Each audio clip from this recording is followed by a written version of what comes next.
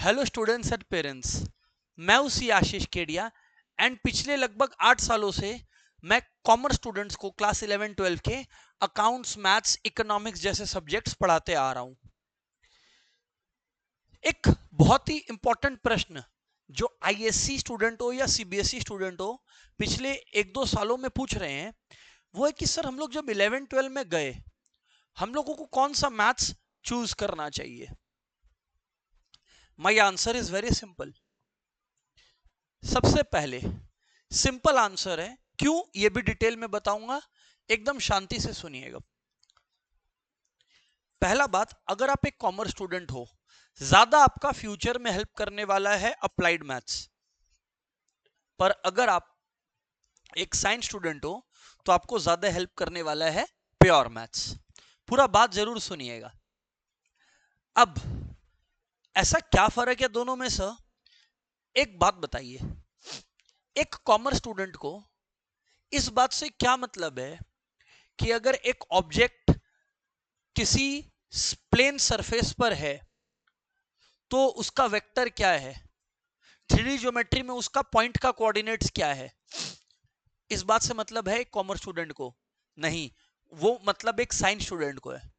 पर income tax, GST, EMI calculation, इन बातों से ज्यादा मतलब किसको होना चाहिए?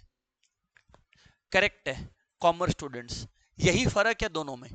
अप्लाइड मैथ्स में ईएमआई, जीएसटी जैसे और भी टॉपिक्स हैं जो कि प्योर मैथ्स में नहीं है, और प्योर मैथ्स में 3D वेक्टर्स जैसे टॉपिक्स हैं जो अप्लाइड मैथ्स में नहीं है। पहले तो ये बात क्लियर कर लीजिए। बट सर, कॉमर्स स्टूडेंट्स ऐसा बोलते हैं कि सर पर फ्यूचर में अगर हम लोग अभी 11-12 में अप्लाइड मैथ्स ले लें तो ऐसा तो नहीं होगा कि कोई करियर का दरवाजा बंद हो जाएगा हमारे लिए। तो ऐसे 2 या 3 कोर्सेज, केवल 2 या 3 कोर्सेज ऐसे हैं, eco honours, maths honours, stats honours. अगर कोई बच्चा इको ऑनर्स या मैथ्स ऑनर्स जैसी चीजें परस्यू करना चाहता है तो वो नहीं कर पाएगा अगर 11-12 में अप्लाइड मैथ्स है तो।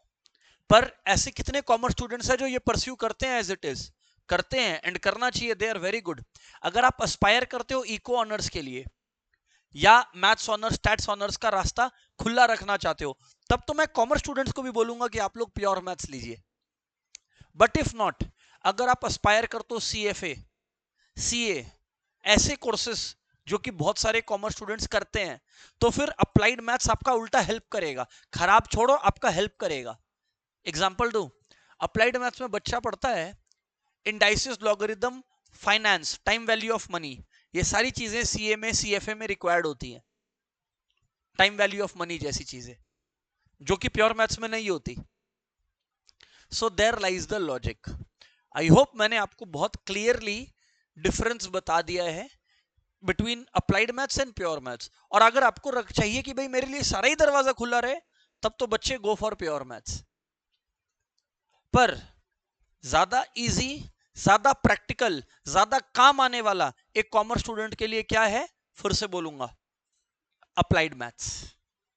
That's it. I hope it helped. फिर भी कोई क्वेरी रह गई हो तो कमेंट बॉक्स में लिख दीजिएगा। I will definitely make it a point कि मैं आंसर करूं आप लोगों का।